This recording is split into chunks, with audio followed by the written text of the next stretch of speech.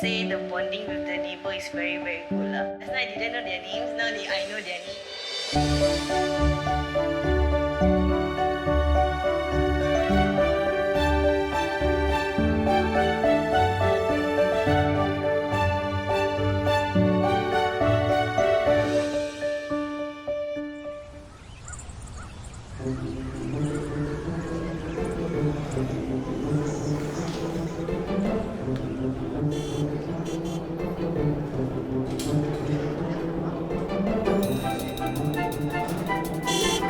那天他来的时候，跟她丈夫啦，跟她的女儿啦来啦，她很美，很美的，我们从来没有看到这样的大人物来。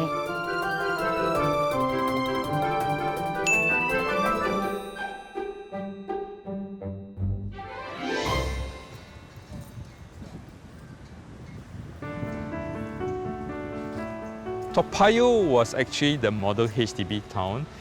It was the first town that the HDB actually planned in its entirety.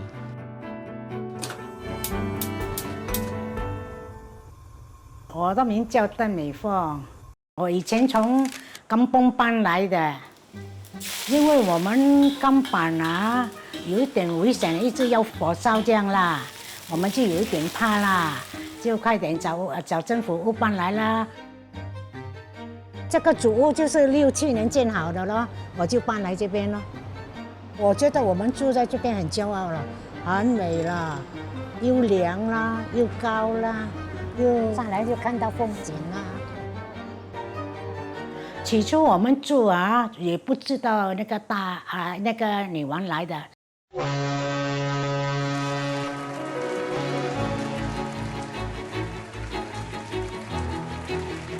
So back in 1972, exactly 50 years ago, it was the first occasion that the Queen visited Singapore.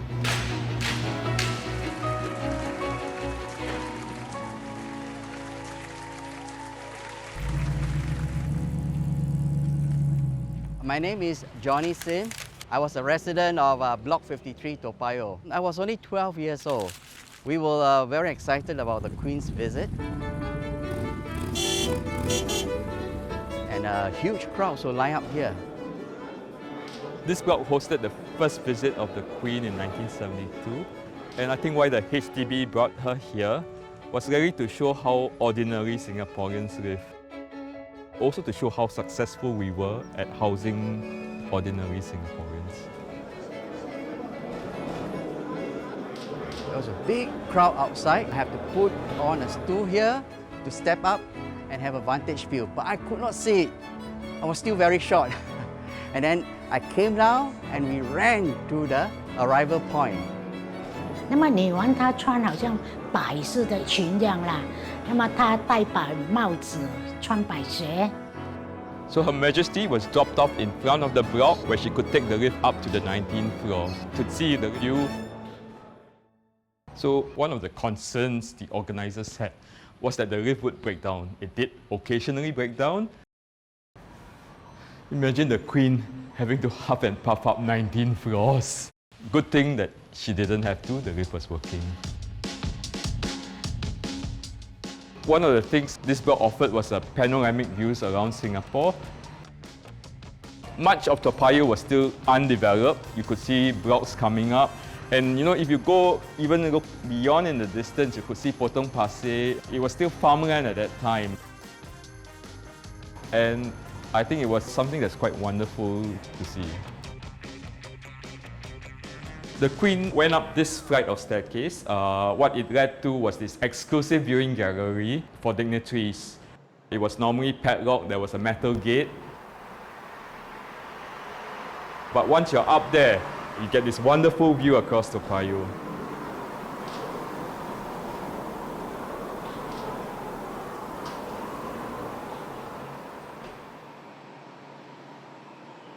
So this was the flat that I lived at. And this was actually the doorway that the Queen walked through. One of the reasons they brought the Queen to my flat was that both my parents conversant in English, both being teachers, and I guess that was one of the criteria that was used to select families when foreign dignitaries did visit. The Queen visited in the afternoon, and I was in afternoon session then, so I had to ponteng school or skip school. I have an album that was given to us by the HDB with photographs inside commemorating the visit. I've been caught unawares, so I scrambled to my feet. She had appeared at the door, made it just in time to shake her hands. But I think one of the things you notice is how everyone wore shoes in the house. So obviously the Queen wouldn't take her shoes off, so we all had to, this was one of the maybe protocols that we had to follow.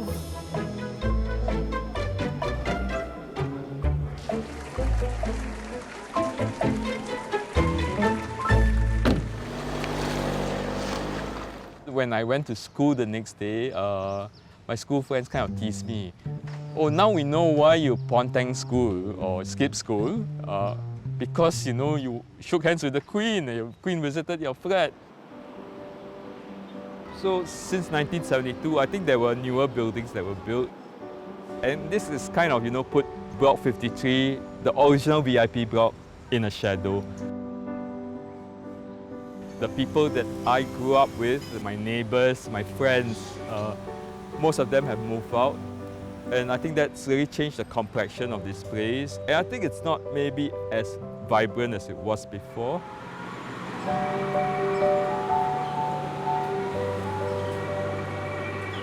这个他们孩子大了，有些是跟着孩子搬去了。孩子他们每一个自己拿儿子结了婚就搬了，剩下我们老人家一个人住这边了，我不舍得搬啊。 We moved out at the end of 1976.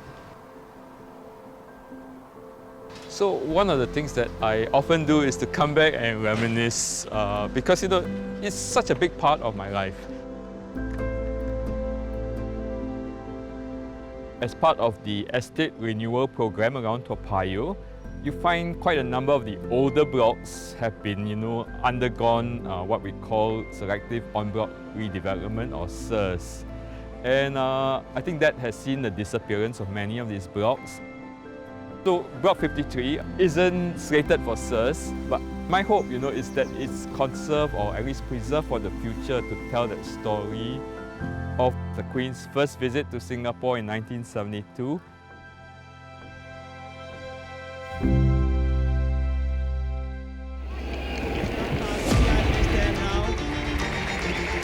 We stay in Toa Payoh Block 191 nearly 1 month before the SEAP Games. Very confident I can win a medal in the SEAP Games.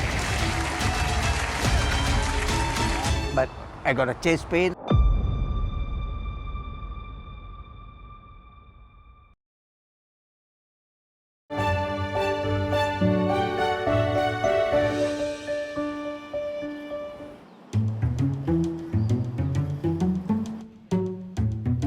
I was born in Toa Payoh. Coming back to Toa Payoh has always been like home ground to me, but quite a lot of things have changed. These 4-point blocks was actually built by HDB to house the athletes that came over for the Southeast Asian Peninsula Games in 1973. Not that many will know that we hosted this as part of our history.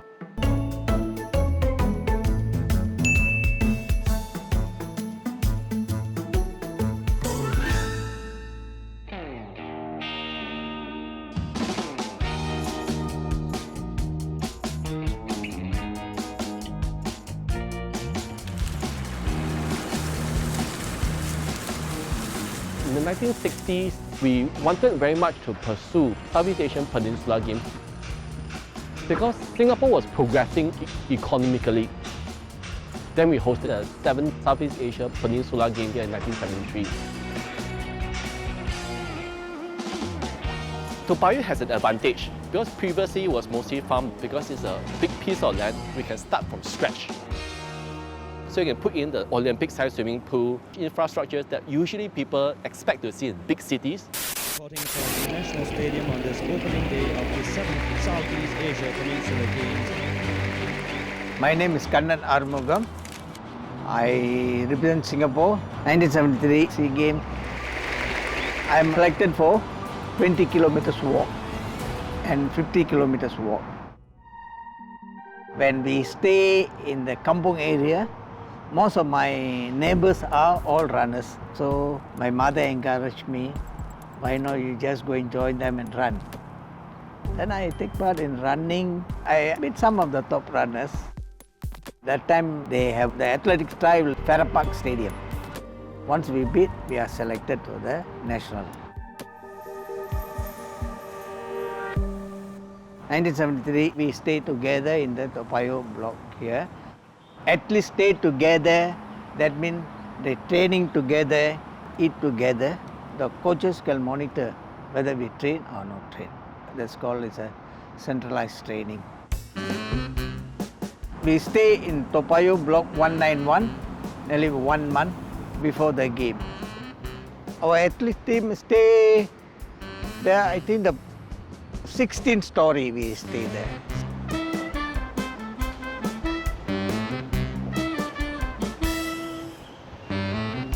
This block is 25 floor, so it's a bit scary that time. We take that lift.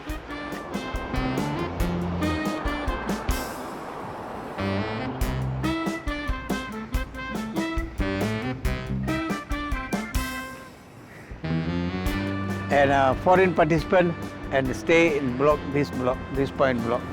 Each flag is a 6 athletes sharing. Each room is 2 athletes sharing. Great to see. This is the first time I see all the international athletes. I have many friends. We have a Malaysian, we have a Thai friends, we have a Burmese. They also very admire about the clean city. Every day we have to walk to the dining area. Now it's a giant supermarket, formerly was a Lucky restaurant. That's the dining area. The 7th Southeast Asia Peninsula Games held here as the greatest sporting event ever to be staged in the Republic. Singapore in the 7 games that we did, I think we came second in terms of medals to Thailand. Very confident I can win a medal in the SEA Games. But I got a chest pain. The doctor find out, so he said better don't take part because your heartbeat is very normal. So he advised me to withdraw. Yeah, very, very disappointed. Okay, after the SEA Games, we have to move out from there. So we are a bit sad. Most of the runners we are very close. Like the last day of the school, same. We miss them all. Block 191, they sold to public, and including bed and furniture, everything. What happened was that the SEA Games allowed Toa Payoh to have a new public housing. The schools are also here are the top-notch. The public facilities are also top-notch. So people feel motivated to stay in Toa Payoh.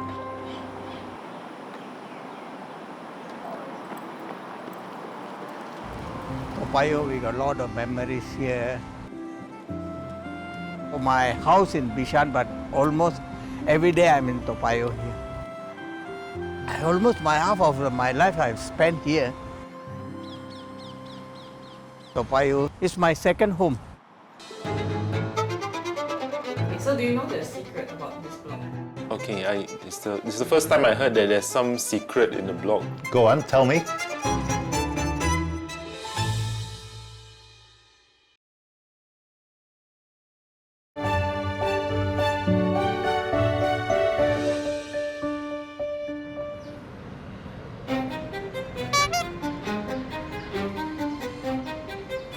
I'm the postman and deliver for this block.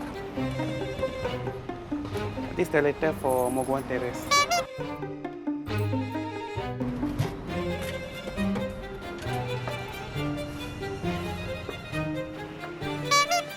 This letter for 78 Yong Siak.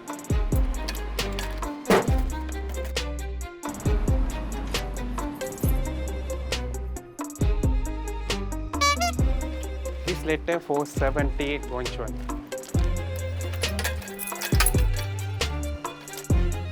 This particular block is very unique block.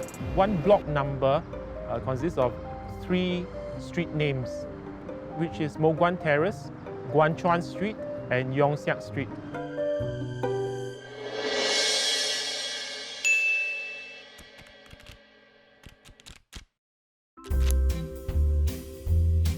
Block 78 is like a horseshoe block.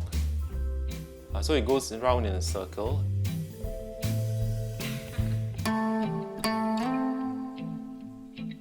Hi, I'm Daniel Wong. I've lived here in Block 78 Moh Guan Terrace for 53 years.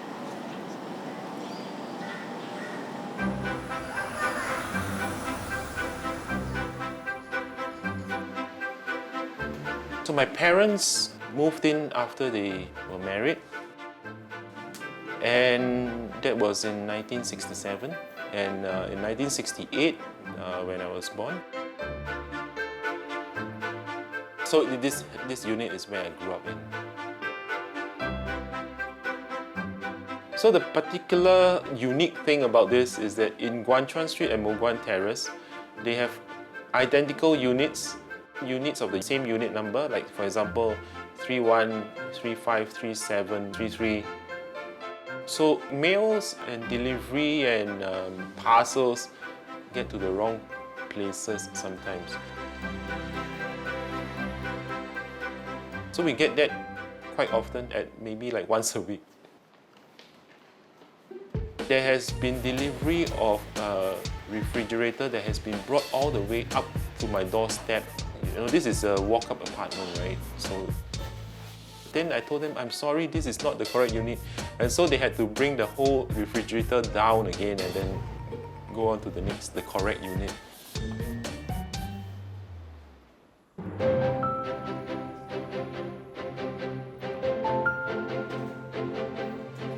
This is Tiong Bahru, Singapore's first public housing estate.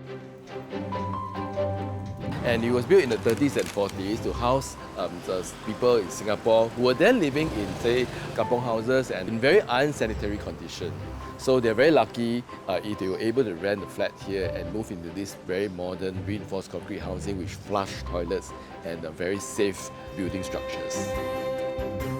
我在1966年就搬来这里住。我一出来就是卖鸡的，53年我就在这条马路巴上。我以前是住在西拉路，因为怕火烧了。那个时候我3个孩子，那么我就是搬来这边。这个照片是我刚刚搬来的。这个就是在这个门口外面。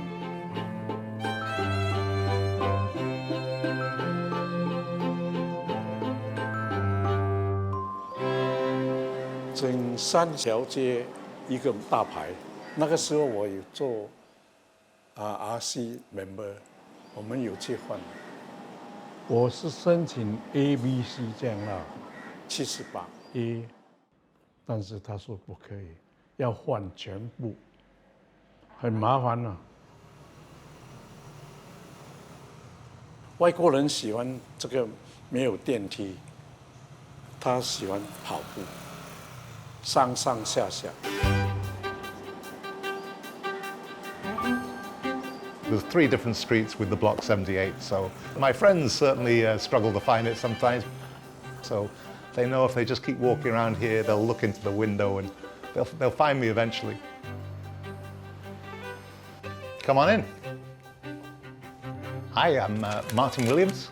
I'm originally from the UK. I moved to 78 Moh Guan Terrace over 12 years ago now. For me, people say there's only 45, 50 years left on the lease, right? Why would you pay money to live there? But I'm going to be dead. That's a long, long time. A lot can happen in 50 years. Yeah, there's a little bit of leakage. I just have to paint that every 10 years. I'm from the UK, we're used to living in older houses, so we're used to dealing with stuff that's, you know, we might not even realize it's an issue. Okay, so do you know the secret about this block? Okay, this is the first time I heard that there's some secret in the block. 我不知道，他们重建到现在都是这样。 Go on, tell me. So this block is not only unique in that it has 3 addresses across its 3 wings. It also has air raid shelter hidden in the semi-basement underneath the building. So would you like to visit? 我要。 Oh, certainly. I'd love to. It's one of those things, right? You're right next door to something, you never go. But yeah, why not?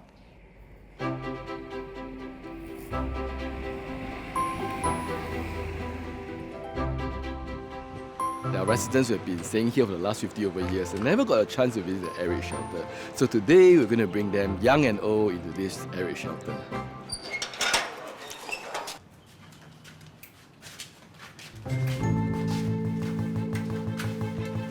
So this air raid shelter was built in the late 30s while this estate was being constructed.